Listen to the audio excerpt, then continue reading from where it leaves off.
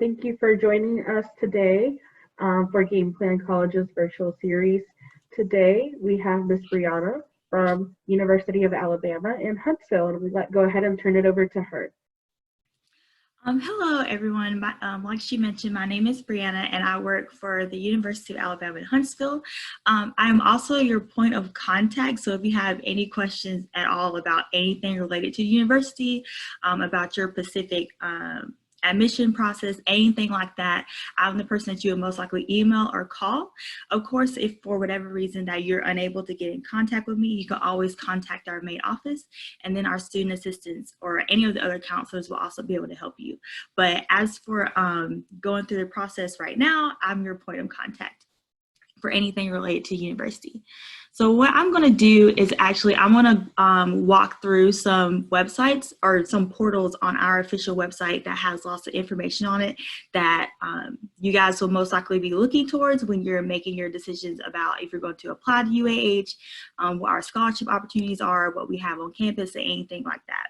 So you guys basically know where to go on the website to find that information. So I'm going to go ahead and share this screen. Okay, so this screen right here is the first page that you would see when you click on basically admission and aid. So since you guys are all like juniors, seniors, or even sophomores around that general area, you most likely click on undergrad admission. And when you scroll down, it'll basically walk you through the steps that you need to do in order to apply to university. Of course, you'll be applying as freshman students, so it's going to pull you to another page that basically breaks everything down. The first thing you would do in order to apply to the university is first create a charter status account. This account is your go-to for basically everything, your application, keeping up to see if we've received your transcripts or your ACT scores or anything like that. And this is also how we get your information so we can get in contact with you in case we're missing anything. As far as our application process goes, we don't require an essay, resume, anything like that. All we need is your application submitted through the charter status account, you to request your ACT scores or your SAT scores, and then your high school transcripts. The minimum requirement in order to be admitted to university is a 2.9 GPA or a 20 on the ACT, and I believe it's like 1,000 points or 1,020 points on the SAT. Whichever test you decide to take, you can take either one. We'll take whichever scores, because I know some people typically have better luck in a more or less sense on one test versus the other. So whichever one that you want to take, that's the one that you can turn in. If for whatever reason the second test you decide to take, you get a higher score or something, just turn those into us as well, because that is definitely something that can help you inside the scholarship grid, which is something else I'm going to touch on. So we don't require anything extra besides those 3 documents. Inside your charter status account, as we get those documents, it will update so you know exactly when we get your transcripts, exactly when we get your test scores, and things such as that. For your transcripts, we will take them either through the mail, or if your high school counselor has an e-script or a parchment account or anything like that, they can send them to us that way as well. Whichever one we take, whichever one they decide to send it through is the one we'll take. The only thing we won't take is if the transcript comes from the student directly. It has to come from your counselor or your high school registrar office or somebody like that. The next thing I'm going to touch on is the scholarship grid.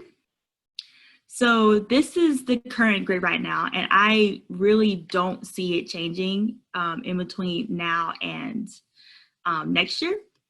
So this is the grid. Typically what I tell my students, anywhere from this, this light yellow to like this mid-light yellow, you're basically going to be paying as if you're already an Alabama resident, so already a Alabama high school graduating senior student. So that 40 to like 67%, you're paying in-state at that point. Of course, if you are within this 100 percentile range, you don't have to pay for the tuition at all. And then this perfect score range, you also get 1 year of housing too, with your 100% tuition covered. This grid is automatic, so you don't have to apply for it. When you turn in your application with your transcripts and test scores, we put you in the basically the pot for it. And if you qualify per those documents, then you'll be awarded this scholarship. This scholarship is not competitive, so you don't have to worry about really that offer going anywhere. It's there for you to accept or decline it at whichever point that you decide to do that. And it's also for 4 years, so you don't have to like reapply each time. It's just that you have to keep a minimum GPA requirement in order to have it basically be renewed every year and every semester for you. The next thing I'm going to touch on is the competitive scholarships. So the competitive scholarships are different compared to the scholarship grid that I just showed you. The competitive scholarships can range from anything super specific, like pertaining to the major that you're interested in, or it could be something super generic, like something campus-wide.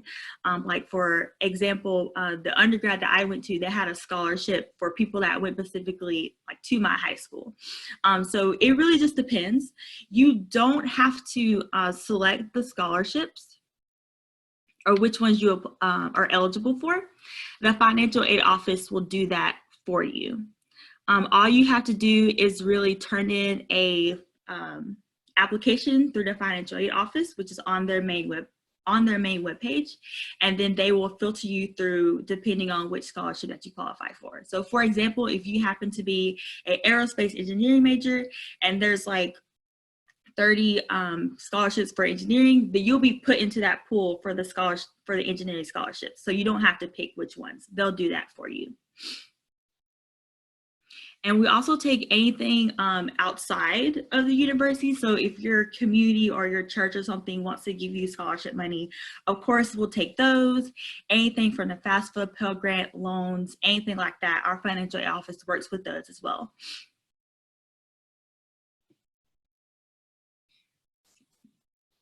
So the next thing I'm going to touch on is the cost of attendance. Now, the one thing to keep in mind about the cost of attendance is that it can be different per student.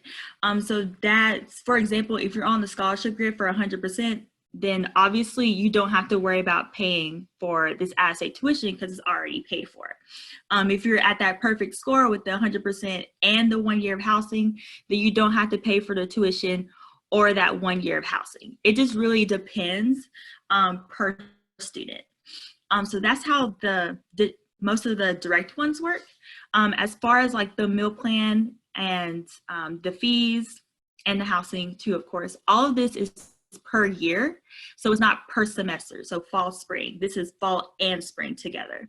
The meal plan, since you guys are outside the 30-mile radius, you would be required to live on campus, so you would be required to have a meal plan. The meal plans really just depend on how much you want to eat in the CAF, or if you want to go to Chick-fil-A or Dunkin' Donuts or World of Wings or any of the food locations that we have on campus. It really just depends on how much you want to eat, but they all cost exactly the same for the ones that you're required to have. So you'll just pick whichever one you would like to have for that semester. The same with fees. Those can really depend per class that you take. If you're taking anything like a science in a lab, you might have a lab fee or something like that. But if you're not taking any labs or any of your classes don't really mention that they have any fees, then you won't have to pay any fees for that semester. The same with the indirect costs. They can differ per student. Like for example, in my undergrad, I didn't have to purchase books my junior and senior year, so I didn't have to worry about purchasing any books. Same for transportation.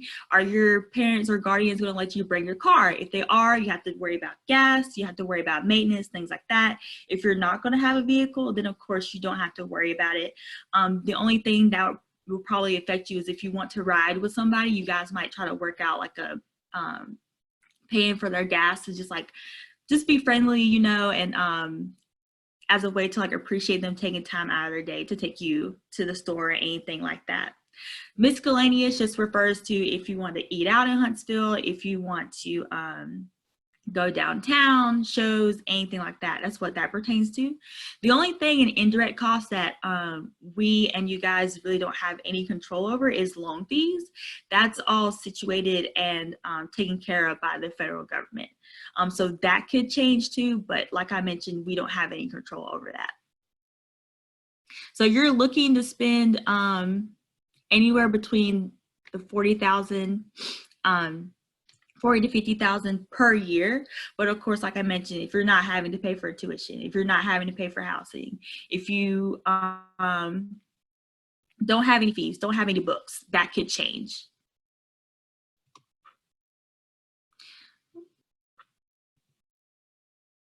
So the next thing I'm going to touch on is housing. Like I mentioned, since you guys are outside the 30-mile radius, you would be required to live on campus. So the housing application is relatively easy to fill out. I won't be able to show you the whole application because it's going to require me to put in like information for me to keep going through it. But you will just click on this freshman first year housing. Just say agree, and then it will ask you for all this information.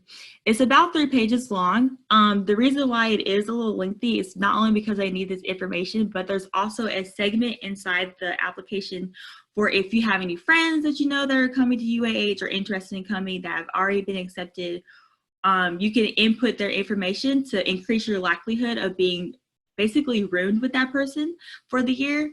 And there's also a segment to where it's kind of like eHarmony for roommates. So you can put in that you like to sleep when the room's cold, or you like to wake up at this time, or you like to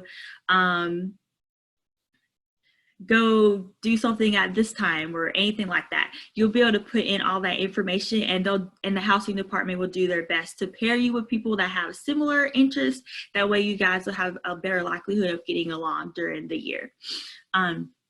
So all of that's there. The housing application is non-refundable. The fee is $125 right now, and I don't really see that changing for next year either.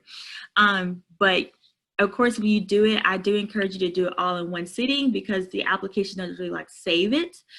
So you would need to do all that at once and pay the fee associated with it when you're doing that one-time sitting. So I'm also going to show you the dimensions for all of our residence halls on campus. So all the residence halls on campus look exactly like this. There's no traditional walking down the hallway to the communal bathroom where everybody showers, everybody does all their business. You don't have to do that with UH. None of our residence halls are traditional. They're all suite style. So what that means is that they're all set up this way. You have a kitchenette, which is here, the living room space, and then you, a roommate, and then 2 other roommates on the other side. Of course, these 2 people would share this bathroom. Same on this side, these 2 people would share this bathroom. Along with the residence halls, you can stay at Frank Franz, which is for primarily our honor students, North Campus or Central Campus. We also have Charter Village, but that's more for like our athletes and upperclassmen that are interested in still living on campus. But any of those first 3 that I mentioned, they're all set up this way. There's basically a 3-point access. So when you come to UAH, you'll receive a Charter ID card. It's blue, it has your picture on it, your name, your ID number, stuff like that. It has all your access points on there so you can get into your residence hall. You can use it for your meal plan. Then you'll have a physical key that gets you inside the main door of your suite. And then it will also get you inside of the private room of your suite. So you really don't have to worry about any of your roommates trying to get into your room. Their key is only going to work for the front door and then whichever room that they have. Also inside the residence halls, though the suite itself doesn't really have like a full kitchen, like a stove and everything like that, there are rooms inside the residence halls that does have a full kitchen. So the stove's going to be in there.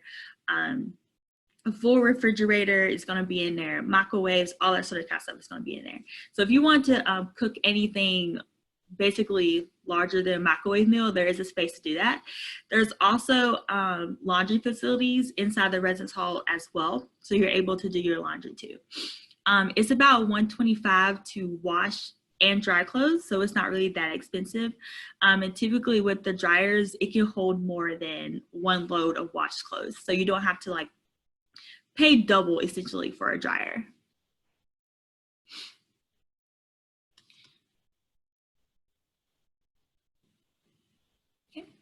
So the next thing I'm going to touch on is honors college. So if any of you guys are interested in applying for honors college, I would definitely encourage you to go ahead and apply to the university, because you need to be admitted to the university before you can apply for honors college. Honors college has their own separate application, their own separate requirements and everything such as that. So I'm going to click through their requirements and stuff. Like I said, they have their own separate application, and they also require an essay with their application. And that's another reason why I encourage people to apply to university early, so you have time to do that. So their minimum requirements is a 28 on the ACT or the equivalent on the SAT, and then the 3.5 GPA. Their essay, I think this year their question was, what was your favorite word and why? So it's not really something super difficult, but it is something to get you thinking and be creative with your answer. So this past term, this incoming term for fall 2020, we've had about almost 200, 300 people be admitted to honors college. Of course, all those students, they may decide to go to other universities, but of course, at the same time, we try to make sure that our honors college unit is relatively large, or the department tries to make sure they're relatively large, because it is, I wouldn't say it's necessarily more work in comparison to your peers that are non-honors college, but it's more in depth. And you kind of get a feel of being around like-minded people. You have your own advisors apart from your academic advisor. You have your own study rooms. You have your own residence hall. So you really get a sense to build that sense of community and stuff with your other honors college peers, and also get a more in-depth understanding of the material. Most of the majors, for the most part, do have honors college courses. So whichever major that you're in, you'll be able to find an honors college course for it.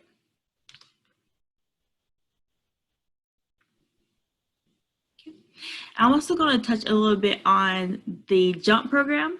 So the JUMP program is kind of new, but it's been around for a while at the same time.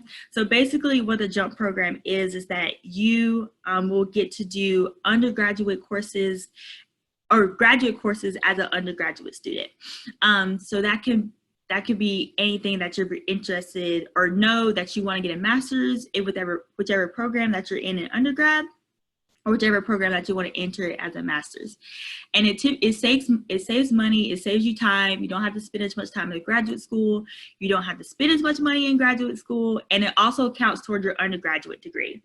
I know a few people who, they may not intend to get a master's, but they do want to go ahead and hone and craft their skill at a graduate level. So they will take a few graduate courses just to have that extra experience, which does look relatively well on your resume and in your coursework. I'm also going to touch on pre-professional advising. So pre-professional advising is kind of like JUMP, but at the same time it's not. So pre-professional advising is where if you're going to go to law school, if you're going to go to dentistry school, if you're going to be a physical therapist, anything that requires you to do 6+ years of school, medical school, anything like that, pre-professional advising is definitely something that you want to look into. Basically what it does is that they ensure that you're taking the right classes and you are setting up your testing for all that taking for law school and medical school and stuff. They basically make sure you're on track to be more likely to be accepted into whichever medical school or law school that you want to go to. So it kind of works like academic advising, kind of works like JUMP, but at the same time, it's kind of like a different kind of field.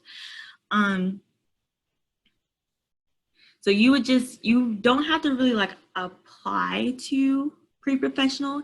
It's just kind of something that you, yes. So it's just something that you would turn into like your academic advisor, who like helps you look through your classes for the semester, and they will be able to help you get in touch with your pre-professional advisor who can help you work through that if you're interested in going to the 6+ schooling for whichever career path that you want to be in.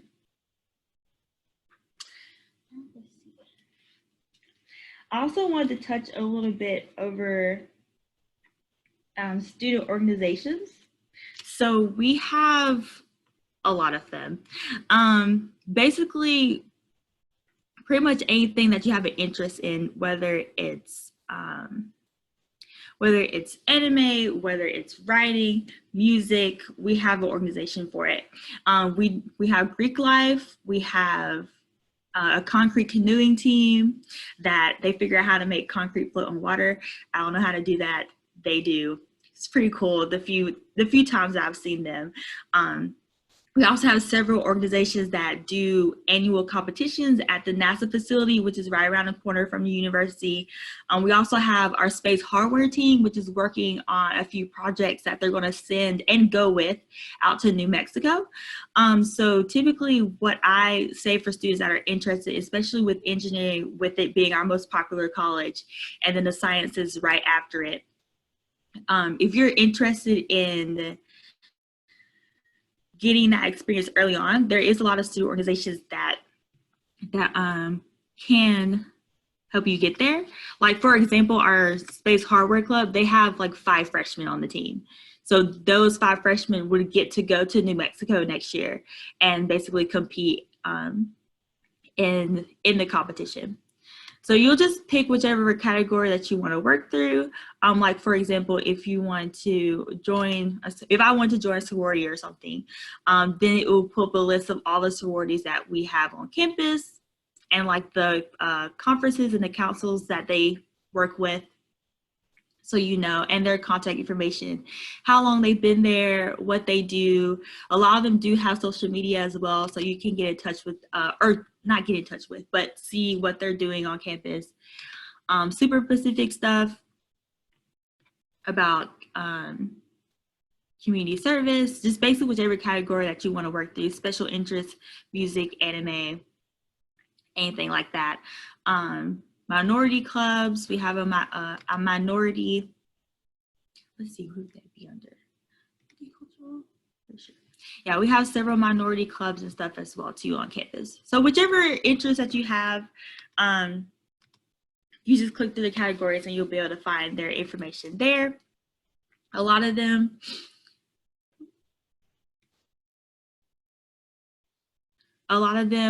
also do they work with each other on campus, but they also do stuff outside the community as well. So I want to touch just a little bit about Huntsville itself. I don't have anything pulled up for Huntsville, but so Huntsville is on track to be the largest city in the state of Alabama. So we have a lot that's going on, even with what's happening right now. So we have a downtown area, the Von Braun Center, which is where our Division I ice hockey team plays. They have Low Mill, which is basically like the art district downtown. The NASA facility is right around the corner from the university. The Botanical Gardens is around the corner from the university. We have the Redstone Arsenal in town, which is a military base. NASA has several facilities out there. We have Boeing and several other engineering companies right across the street from us at Research Park. Research Park in Huntsville is the second largest in the nation, right behind Research Triangle. So a lot of our companies that our students do co-ops, internships full-time with, they're like right across the street from us. And sometimes even your classes will be able to count your internships as course credit or anything like that if you want to do that. So basically the only thing you really need to do if you were interested in doing the internships, co-op, If you're heading towards graduation, you want to do full time out there, our career services department keeps a pretty updated list about which jobs are looking for people. Essentially, they also do career fairs once each semester. So if you just want to go and just like really see who's looking, who could possibly give you an internship, could possibly get your foot in the door with a co-op or full-time or anything like that, you have the opportunity to do that during the fall and the spring semester.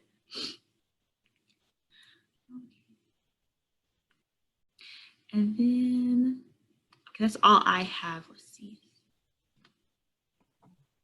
Thank you for sharing. We do have a couple of questions in the chat and we encourage any other participant to add any additional questions that they may have in the chat. Would you like me to read them out to you? I see the ones that you posted. So let's see. So the first one is, do students receive any additional scholarships if they're admitted to honors college? So not necessarily.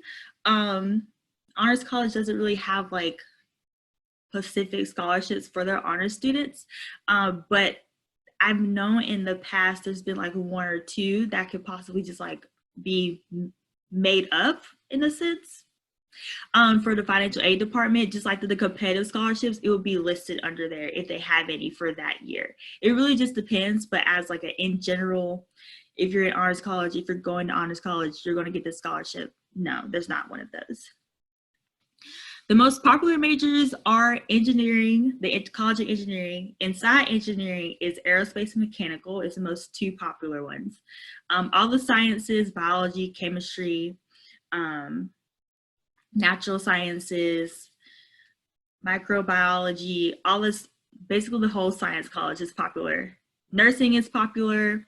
They have their own nursing building with their own not makeshift, but robotics hospital in a sense. So they have like robots that do everything a human body can do. And then outside of the sciences and engineering, the most popular major would be business, the College of Business.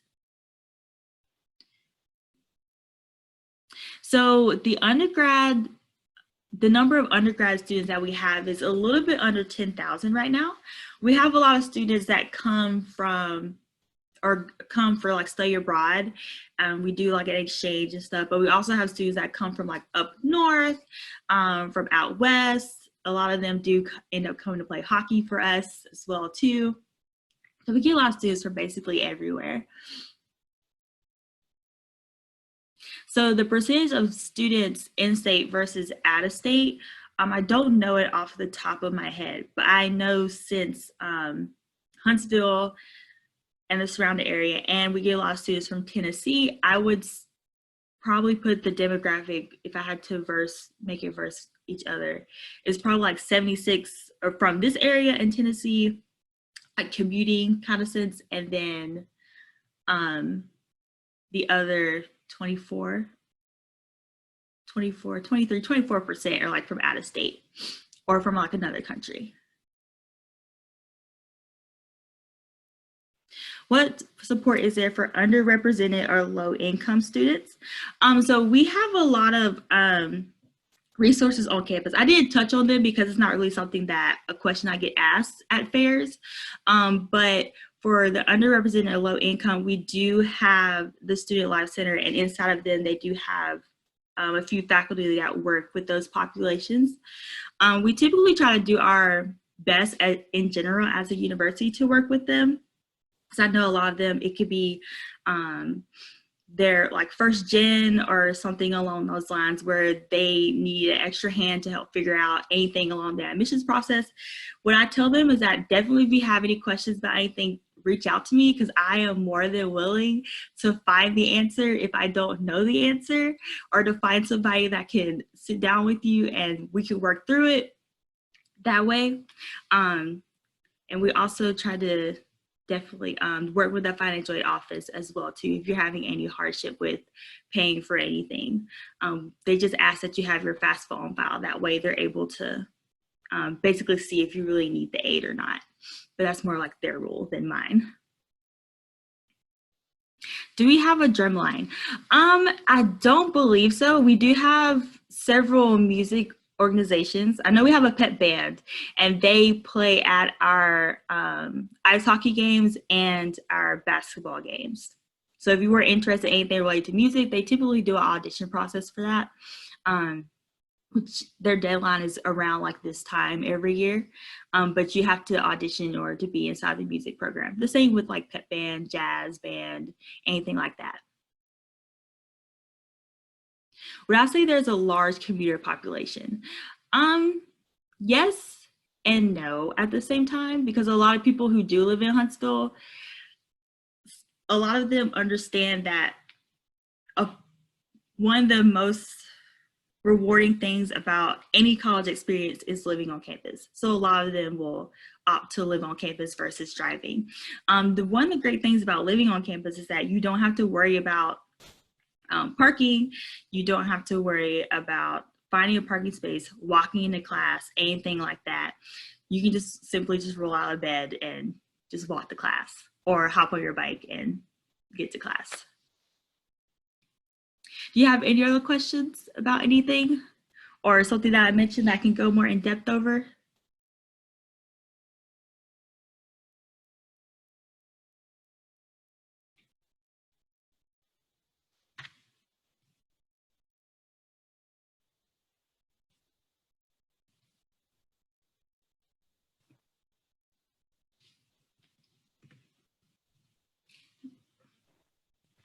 We'll give participants maybe some time to think of any additional questions, but in the meantime, I would like to thank all of our participants for joining us and encouraging them all to fill out a quick survey at the end of this presentation. And I will drop the link here. And for a chance to win a $20 gift card that draws after each week. So the more sessions you attend, the more chances you have of winning that gift card.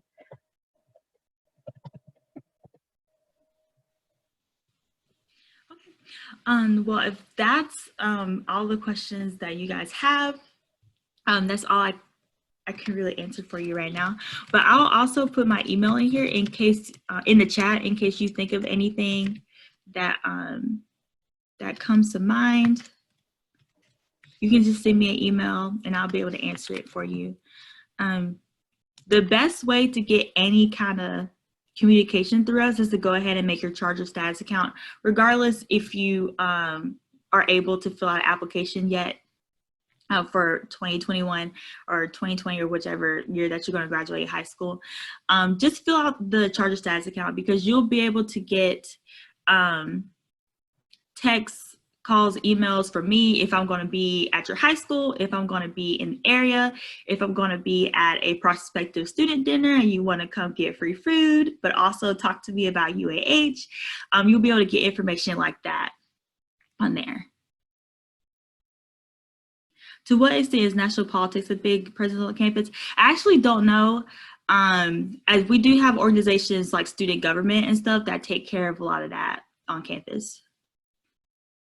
The application for fall 2020 is still open, and we're working as diligently as our office can, because typically our turnaround time is 2 weeks, but we're trying to make decrease that because of everything that's going on.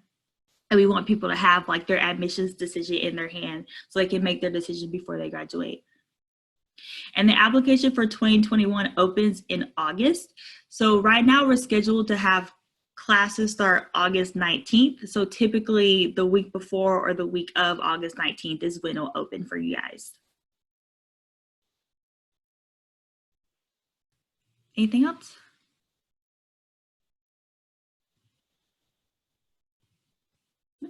Okay. Well, like I said, just feel free to send me an email if you think of anything. Like I said, if you just need like the simplest thing, like the link to the charger status account or something, I can send that to you as well. So that's all I have, but I hope you guys stay safe, warm, hot. I'm not sure because I've had people from everywhere that do. Yes, you have to have ACT or SAT scores because our students depend on the scholarship grid, and I don't really see that going anywhere. because we have one for in-state students and one for out-of-state, but you guys will work off the out-of-state one. And I see one more question here. How has the university worked with current students during COVID-19? So we are definitely, I would definitely encourage you to look at the university's main page about anything that the university, along with the president, along with the University of Alabama system is doing to help cater to its students because of everything that's going on. Right now, of course, we're all online. Nobody's on campus. Nobody's allowed to be on campus. The only people that are really there is just UPD, the University Police, really just to make sure nobody's like on it. And we've also decided to move classes for the summer online.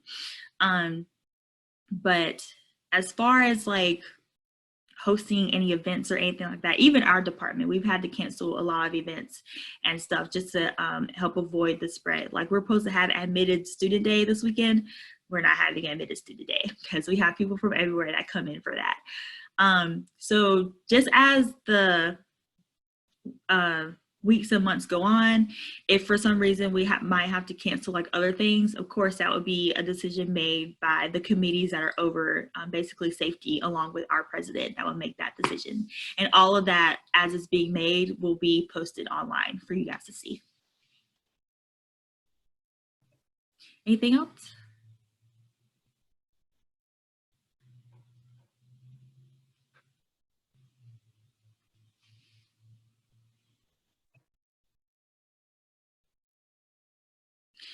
What do you mean by racial tensions?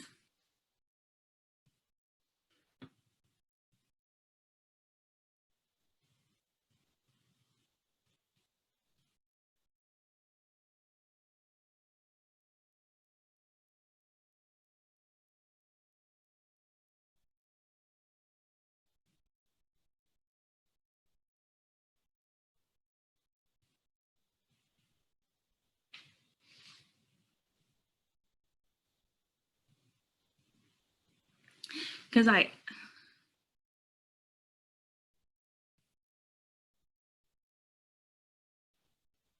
would say Huntsville is a very forward city. I went to undergrad very close to Atlanta, which is also more or less a forward city. So I personally haven't witnessed anything. Even when I was at my undergrad, I didn't witness anything. And even if there were, there's definitely people that you can get in contact with, whether it's like SGA or the student life department and their faculty that works with minority cultures or minorities in general. You'll be able to get in touch with somebody and report that.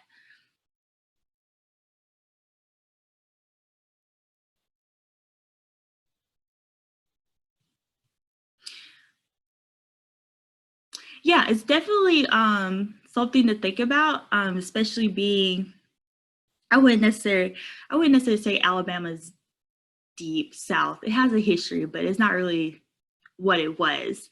I've lived in Alabama my entire life, except for the few years that I was in undergrad. I haven't really witnessed anything firsthand, stuff like that, personally. That's just me though. Everybody's experience is different. But if that's something you're concerned about, I would definitely at some point, when things clear up, definitely try to like go ahead and have a road trip or fly out here to Alabama and Huntsville, just see the town and everything. Like I mentioned earlier, Huntsville is pretty forward. So there's not really any issues that I've seen.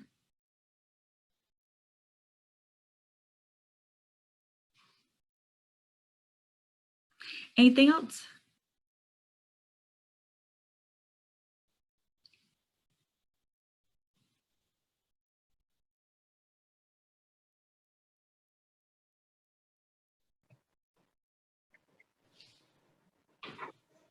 Seem like anything else, so we really appreciate all of your time, Brianna. And thank you for sharing the University of Alabama in Huntsville with us. Of course, yeah. Like I said, think of anything, just send me an email. I got you. All right, thank you. Have a good day. Of course, y'all too.